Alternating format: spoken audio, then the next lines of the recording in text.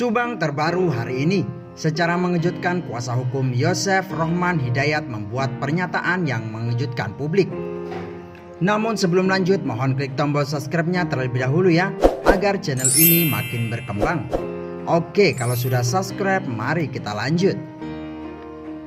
Pernyataan mengejutkan kuasa hukum Yosef Subang ini bukan tanpa alasan, karena menurutnya Danu dan oknum Banpol itu telah leluasa menerobos garis polisi. Tempat kejadian perkara kasus pembunuhan ibu dan anak di Subang yang menewaskan Tuti Suhartini dan Amalia Mustika Ratu. Menurut Rohman Hidayat, bila menerobos berarti sudah melanggar KUH pidana karena saja mereka menghilangkan barang bukti seperti diatur dalam pasal 22 ayat 2 KUHP.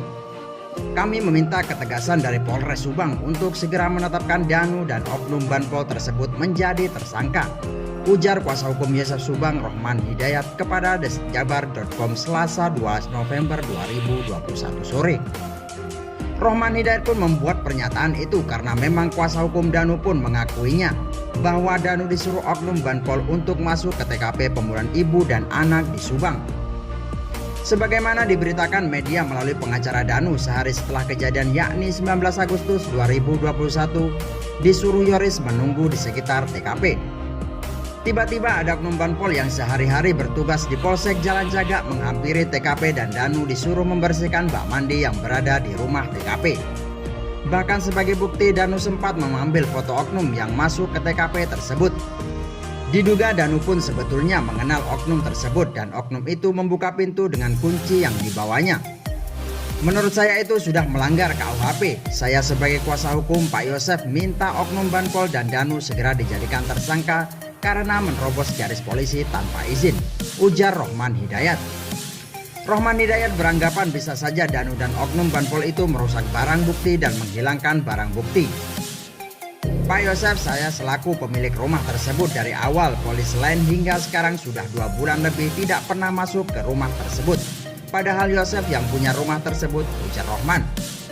Dan sekarang malah terungkap ternyata Danu dan oknum Banpol itu masuk setelah kejadian yang sudah dipasang garis polisi. Ini kan jelas-jelas melanggar hukum karena yang boleh masuk itu adalah penyidik kepolisian. Kenapa Danu bisa masuk ke TKP? Selepas tahu tidak tahu soal hukum menerobos garis polisi, tapi itu sudah jelas ada aturan KUHP-nya dan jelas perbuatan itu melanggar hukum, ujarnya.